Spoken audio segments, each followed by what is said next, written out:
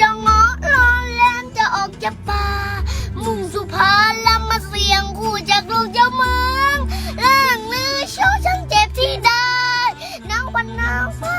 เห็นกับบรรดาเจ้าชายลอยหัวเมืองคิดไปแล้วฉันเป็นเรื่องน่าขันสะ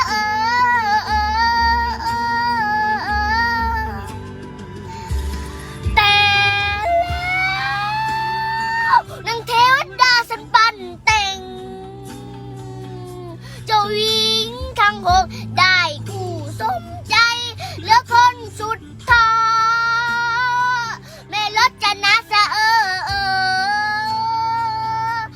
ไม่มองเจ้าชายได้แห่งเงาะเป็นทองเสียงมาไล่ว่าชีวิตคงเป็นฟ้าลิขิตให้เกิดมาเพื่อได้เป็นคู่ครองข้างนอกไม่สวยแต่ข้างในเป็นทอง